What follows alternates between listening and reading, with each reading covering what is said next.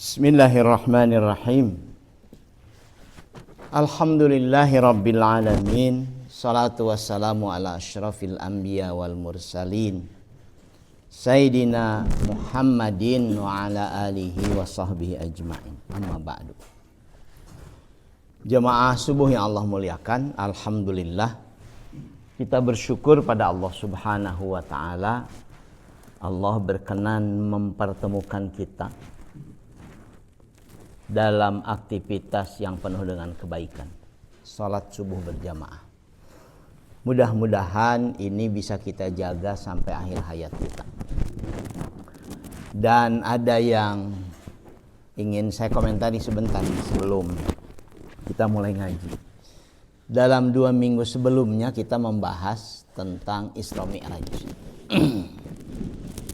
Tentang pertanyaan mengapa ayat Quran yang pasti kebenarannya mutlak menyampaikan penegasan bahwa Allah barakna haulahu linuriyahu min ayatina.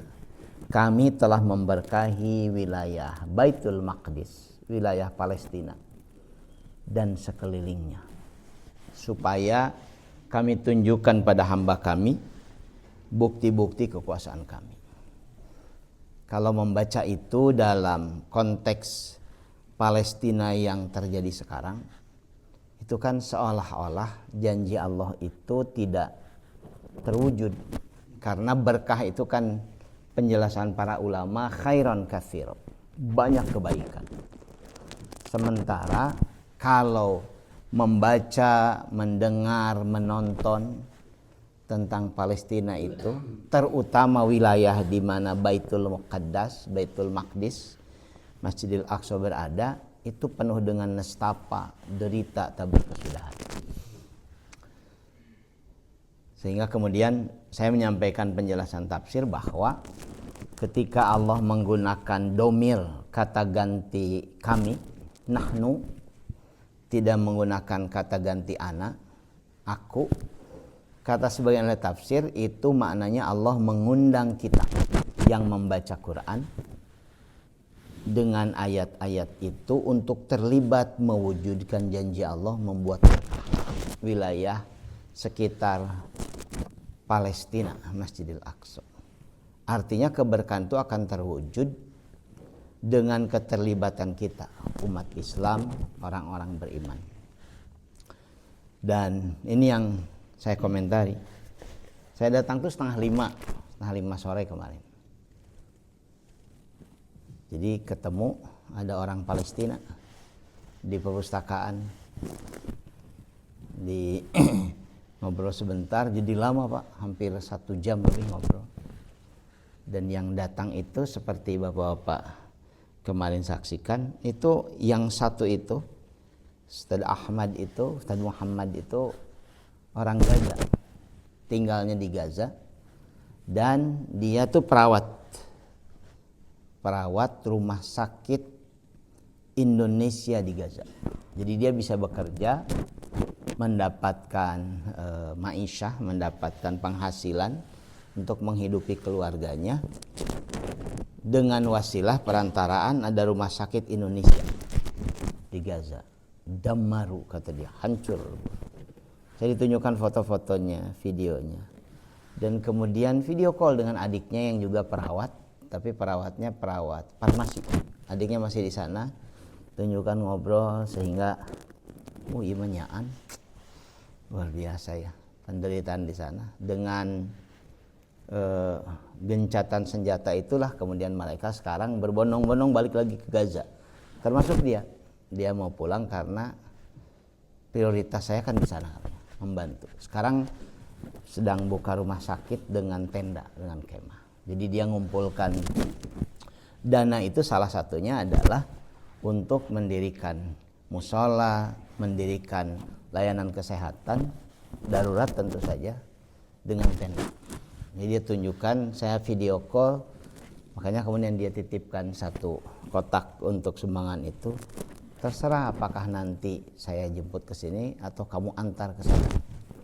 Jadi saya bilang ya udah insyaallah. Dan saya janjikan sama bersangkutan, Kalau kamu tahu, tiap subuh kita doakan lewat kunut.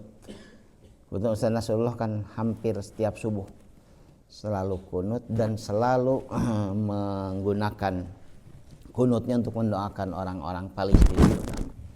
Jadi karena saya punya janji, saya kunut subuh juga mendoakan yang bersangkutan. Mudah-mudahan semakin bisa terwujud berkah di wilayah Baitul Maqdis. Itu pengantar yang saya sampaikan dari obrolan kemarin jelang maghrib dengan yang bersangkutan hampir 1 jam. Jadi luar biasa ya. Indonesia itu tadi malam kan lebih banyak bapak-bapak terlibat mendengarkan obrolan beliau. Dari mulai anak paling kecil terutama di Gaza sampai yang paling sepuh penduduk Gaza itu mengenal betul nama Indonesia. Saking luar biasa Indonesia. Bikin madrasah, bikin masjid, dia bilang bikin rumah sakit, bikin sekolah, pasar, kemudian tidak berhenti memberikan bantuan. Jadi negara yang paling hebat di benak orang-orang di Gaza terutama adalah Indonesia. Yusa'iduna kulla sa'ah, selalu membantu kami setiap waktu. Keren Pak, hidup Indonesia tuh. Kalau mendengar gitu, luar biasa kita.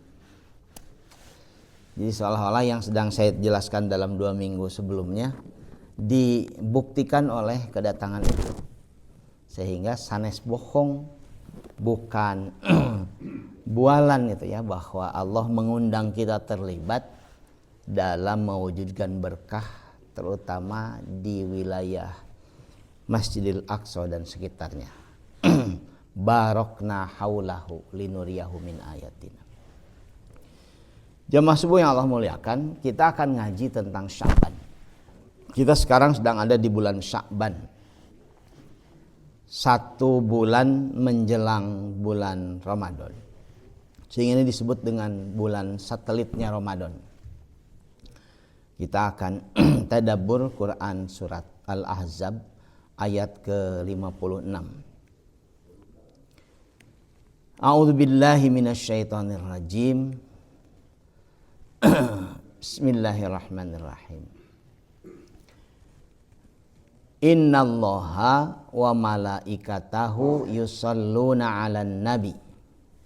Ya ayyuhalladzina amanu sallu 'alaihi wa sallimu taslima.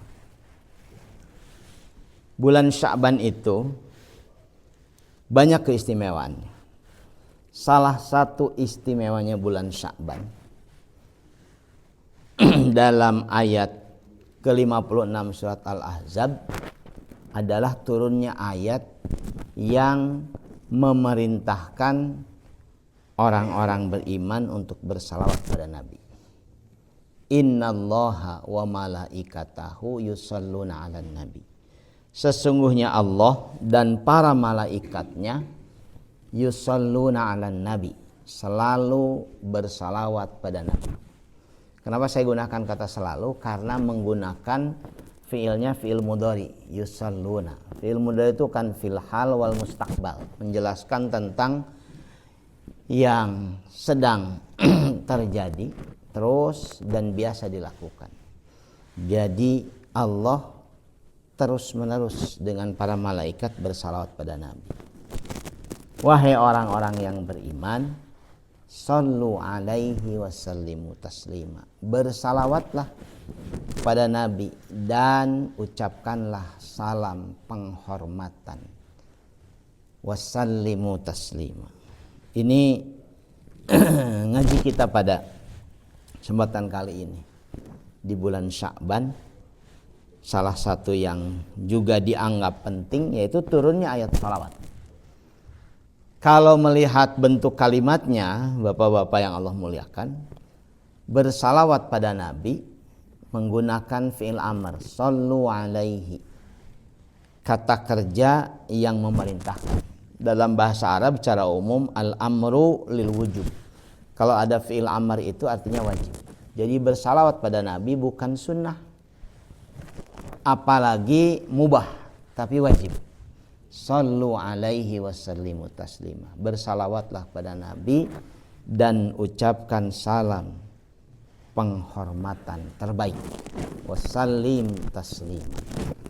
Dari ayat inilah kemudian Nabi SAW disematkan gelar, disematkan nama rangkaian dengan nama beliau, yaitu Sallallahu Alaihi Wasallam, baik dalam tulisan apalagi dalam ucapan, untuk melaksanakan perintah Allah dalam ayat ini. Kita selalu menyebut Nabi itu, dicontohkan oleh para ulama, ditulis dalam banyak literatur dengan merangkaikan gelar baginya Sallallahu Alaihi Wasallam dari perintah ayat ini. Bahkan karena ini disebutkan tadi wajib, orang yang tidak mau bersalawat kepada Nabi dengan alasan apapun, maka dia tidak dikategorikan orang beriman.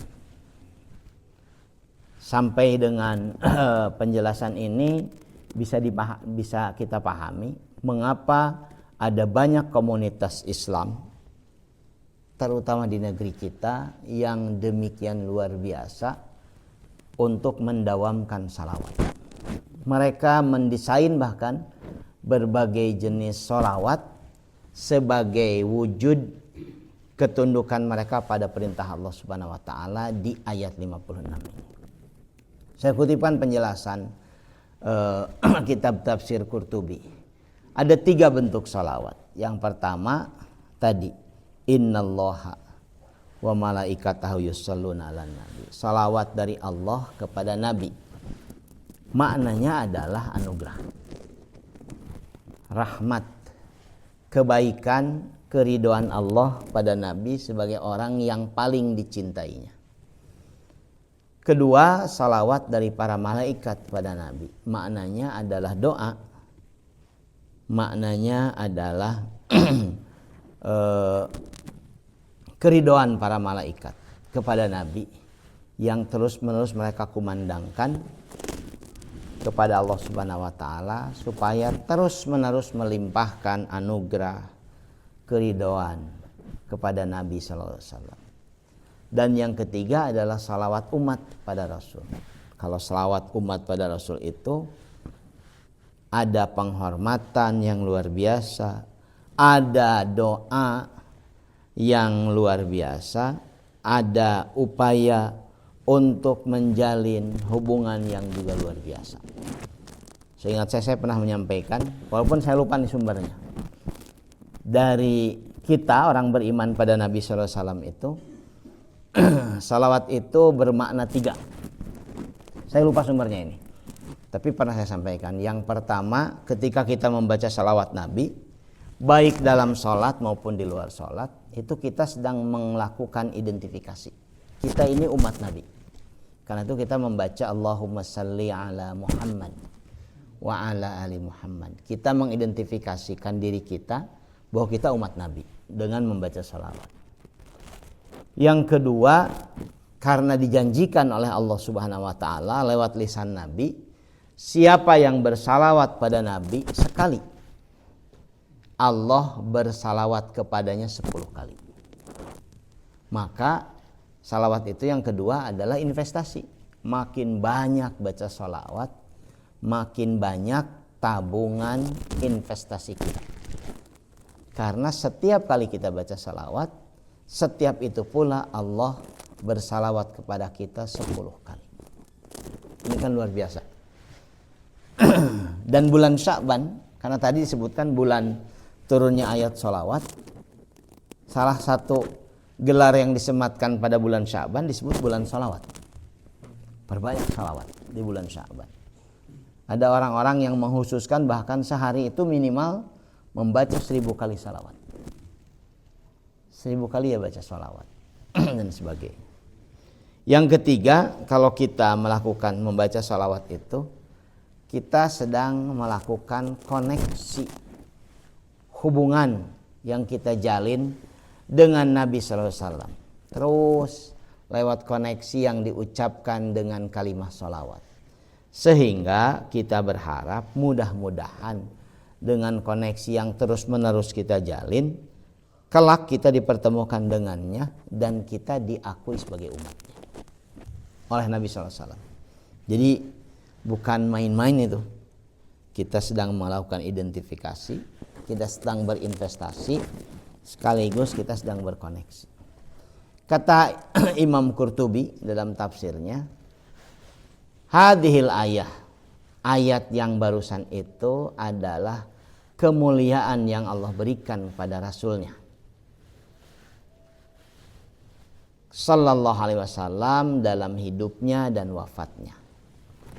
Hidupnya mulia, kematiannya juga mulia. Sampai hari ini menjadi demikian luar biasa dan lain sebagainya. Dan ayat ini juga menyebutkan kedudukan Nabi sallallahu alaihi wasallam di sisi Allah. Manzilatuhu minhu. Bagaimana posisinya demikian luar biasa. Karena sepengetahuan saya, bapak-bapak yang Allah muliakan, hanya beliaulah satu-satunya manusia yang diberikan kewenangan oleh Allah memberikan syafaat. Bukan syafaat biasa, syafaatul uzma. Kalau syafaat biasa semua kita. Suami bisa bantu istrinya, istri bisa bantu suaminya, orang tua bisa bantu anaknya, demikian juga sebaliknya, teman pada temannya. Tapi syafaatul uzma, yang dimaksud syafaatul uzma itu adalah syafaat pertolongan uzma yang demikian besar sehingga bisa memberikan grasi orang-orang yang berdosa jadi calon penghuni neraka untuk kemudian bisa masuk surga. Itu syafaatul uzma yang luar biasa. Bisa menyelamatkan orang dari ancaman neraka menjadi penghuni surga. Hanya Nabi sallallahu alaihi wasallam yang diberikan kewenangan itu. Dalam surat Al-Baqarah ayat 255 yang terkenal, ayat kursi itu sebutkan man dzalladzi yashfa'u 'indahu illa bi'idznih.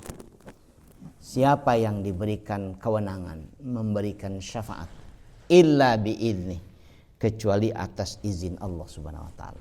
Karena kewenangan itu diberikan oleh Allah.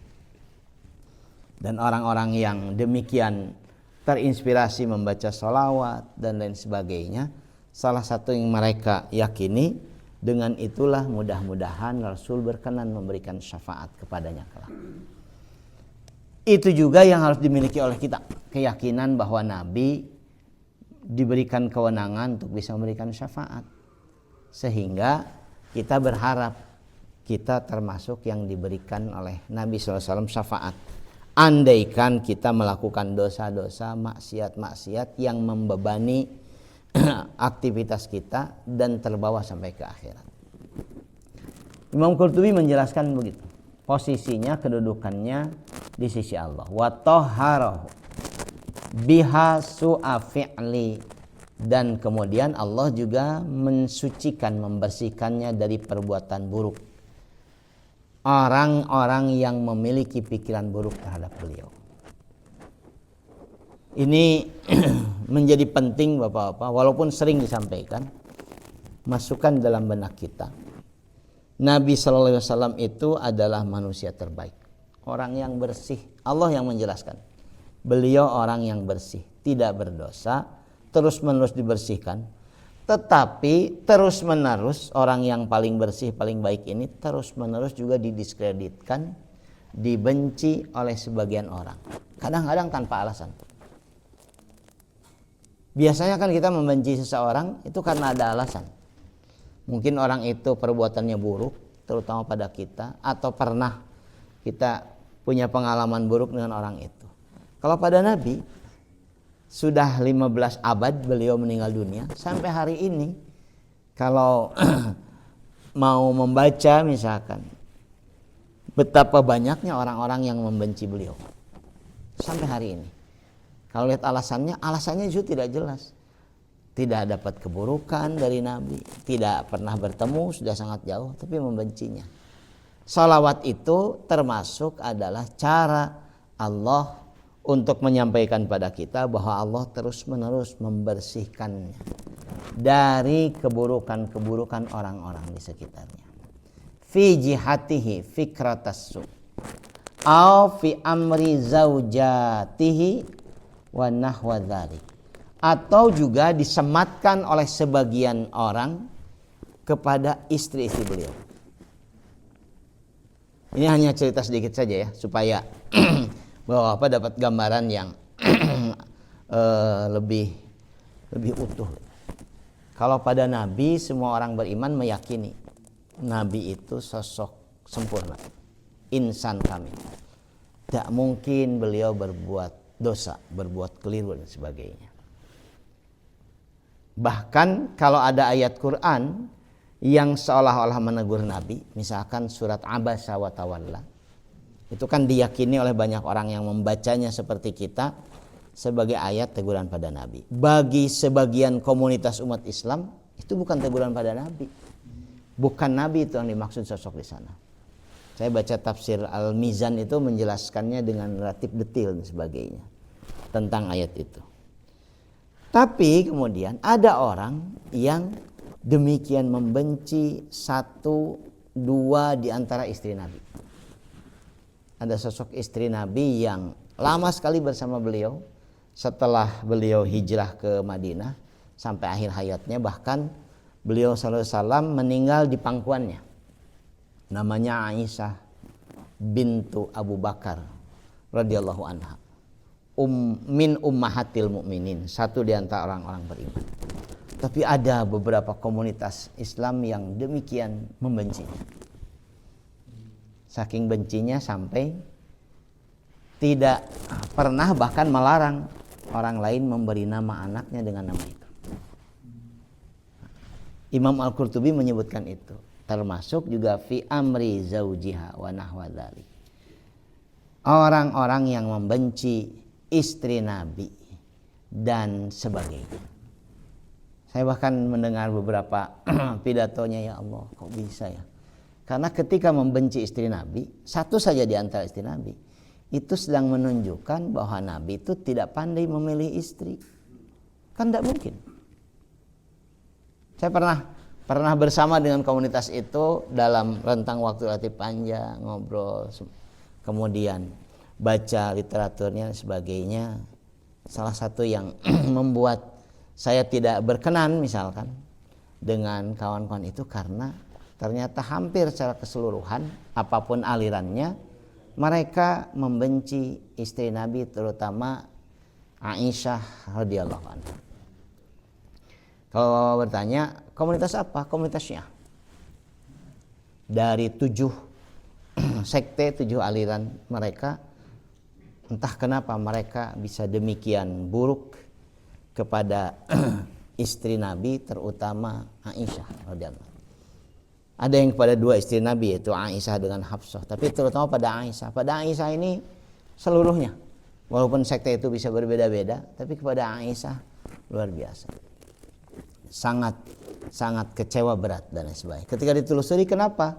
Rupanya bukan kepada nabinya Aisyah dianggap melakukan perbuatan tercela. Karena Aisyah pernah berperang berhadapan menghunus senjata dengan Ali bin Abi Thalib radhiyallahu anhu. Ini kisah berbeda yang bisa menimbulkan misinterpretasi di kalangan kita kalau tidak dijelaskan dengan baik dan sebagainya. Imam Al-Qurtubi sedang menyebutkan ketika membaca salawat, kita sekali lagi sedang mendapatkan satu di antara penegasan bahwa Allah membersihkan Nabi SAW, juga orang-orang yang bersamanya, anaknya, istrinya, siapapun dia. Karena begitu kemudian disematkan tuduhan pada anaknya, kepada istrinya, beda dengan pada turunan yang demikian jauh, ini pada anak dan istrinya, maka kita sedang mempertanyakan kebersihan Nabi SAW. Kan gak mungkin Nabi salah memilih orang yang menemani hidupnya. Kemudian kata Imam Al-Qurtubi juga penjelasan yang tadi bahwa salawat dari Allah adalah anugerah, salawat dari malaikat adalah permohonan dan doa, salawat dari umat adalah pengagungan kepada Nabi SAW. Ini makna salawat yang saya kutip dari tafsir Qurtubi. Kemudian jamaah sekalian Allah muliakan, ada ulama tabi'in yang terkenal menjelaskan tentang Sya'ban. Qala Abul Bakri Al-Dakhili rahmatullah alaih, syahrul Rajab syahrul zar'a wa syahrul Sya'ban syahrul saqiyu zar'a wa syahrul Ramadan syahrul hisadu zar'a.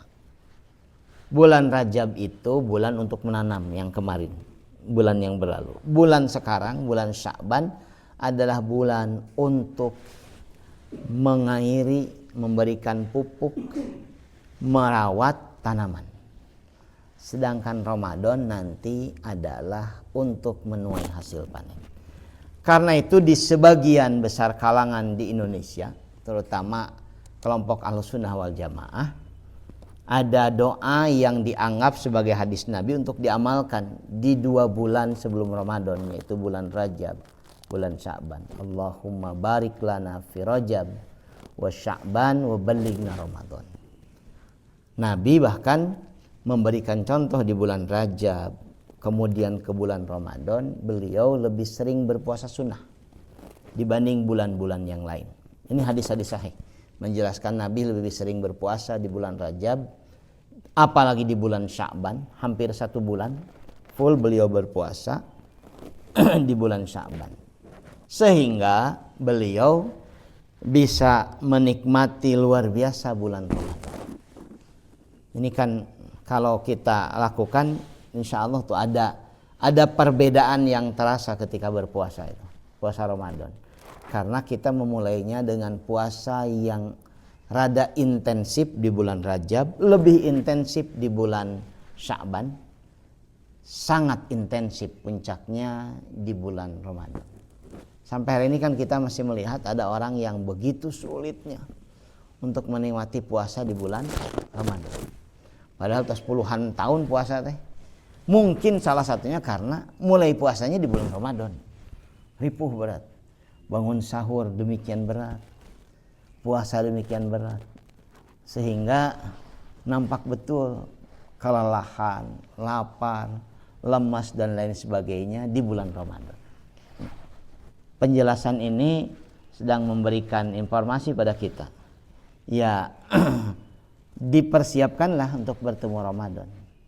Nanamnya itu di bulan Rajab, mulai menanamnya. Kemudian pelihara tanamannya di bulan Sya'ban, nanti petik hasilnya di bulan Ramadan.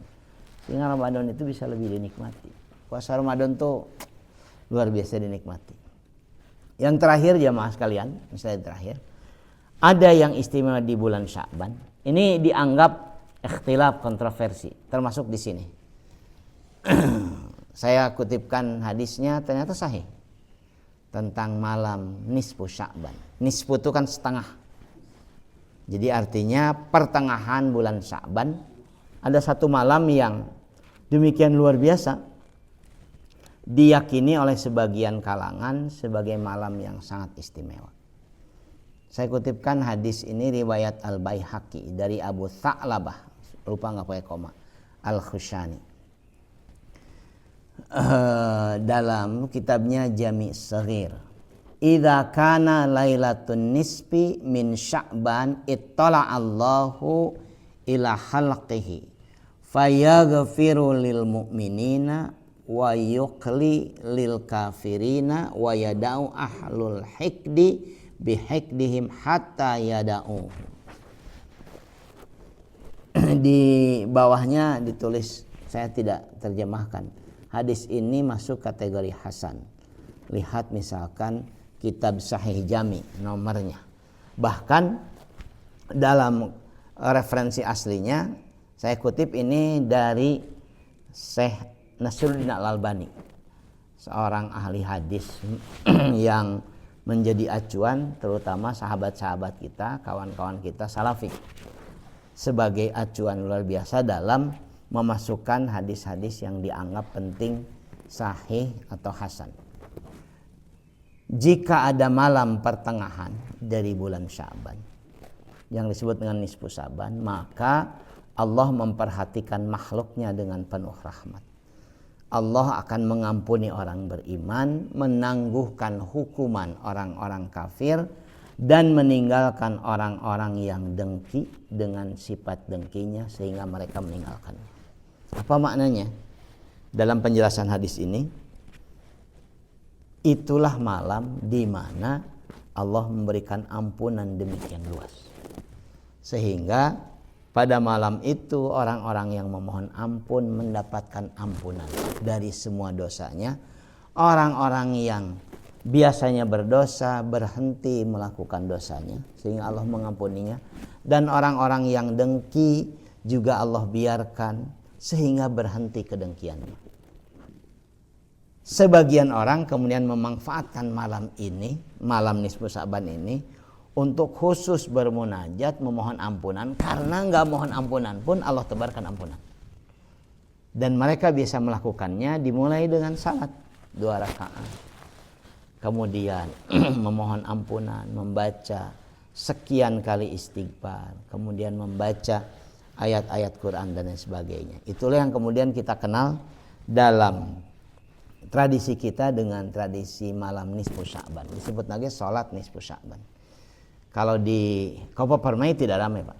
Tapi kalau di kampung di saya itu seolah-olah seperti malam apa ya, pokoknya ramai orang yang tidak pernah, karena sholatnya pasti di masjid berjamaah. Orang yang tidak pernah ke masjid pun datang. Jadi sempatlah 7-8 tahun lalu saya tanya, "Ya naon ya teh? Mun pa bade ieu kan bade tobat ya teh, malam tobat." Oh, alhamdulillah. Jadi setelah itu kemudian tidak sholat lagi, ya enggak apa-apa, terserah bersangkutan. Tapi khusus malam nisfu Sya'ban kalau di kampung tuh luar biasa, Pak. Dibawa anaknya, dibawa. Bagi saya luar biasa. Orang bisa bertobat setahun sekali malam nisfu Sya'ban, sholat, kemudian sampai isya dia baca Yasin. Nah, sehingga saya kemudian memerintahkan yang ngajar di saya, sok atuh ieu kan barengan karunya datang ieu kan sholat nisfu Sya'ban. Jadi di saya itu menjadi tradisi rutin tiap tahun. Karena kasihan memfasilitasi tetangga sekitar untuk sholat nisfu Sya'ban dan sebagainya. Nah, saya sedang menyebutkan ini hadisnya supaya kalau muncul hal yang dianggap ternyata ada dalilnya, ini dalilnya. Pelaksanaannya bisa berbeda-beda. Itu ngaji kita, Bapak yang Allah muliakan pada subuh ini tentang bulan Sya'ban. Nanti kita lanjutkan di pertemuan selanjutnya. Tapi sekali lagi saya ingin menyampaikan apresiasi, ucapan syukur luar biasa pada Bapak semua yang tadi sebelum pamitan pulang itu 2 kawan kita dari Palestina itu mengucapkan syukur luar biasa. Terima kasih. Saya memang mau mengumpulkan dana, tapi yang lebih penting lagi adalah saya dapat sambutan yang luar biasa, persaudaraan yang kuat, sehingga makin meyakinkan, kata dia, makin meyakinkan dia, Indonesia itu memang baik-baik. Jadi ini doa bagi bapak-bapak kita semua ya, didoakan orang dari Gaza, orang Indonesia itu baik-baik. Teu aya bagi orang Gaza yang lebih baik warga negara kecuali dari negara Indonesia. Saya bahkan nanya sama itu sebelum maghrib itu, berapa orang yang non muslim tinggal di Gaza? Dia sempat diam dulu. Hawalai ya sekitar 2-3%. Terus saya bilang Kristen. Gimana keadaan mereka? Sama, gerejanya dihancurkan, diusir, menderita, mati. Artinya saya ingin memperluas bahasan kita, itu bukan cuma karena agama faktornya, tapi memang yang menyerangnya yang disebut Zionis itu memang bukan manusia. Siapapun diserang dihancurkan. Kalau faktor agama kan dia hanya akan menghancurkan orang-orang Islam walaupun kebenciannya berasal dari itu. Tapi dalam prakteknya yang menderita Pak di Gaza itu ngobrol kemarin, ya semua yang di Gaza dan lain sebagainya. Mudah-mudahan Allah memberikan pertolongan pada mereka. Mudah-mudahan kita bisa terlibat untuk membantu siapapun saudara kita, mobil khusus di Palestina. Itu ngaji kita, mudah-mudahan manfaat. Mohon maaf kalau banyak hal tidak berkenan. Insyaallah nanti kita sambung dalam pertemuan selanjutnya. Aqulu qouli hadza astaghfirullahi wa lakum. Subhanakallahumma wa bihamdika asyhadu an la ilaha illa anta astaghfiruka wa atubu ilaik. Assalamualaikum warahmatullahi wabarakatuh.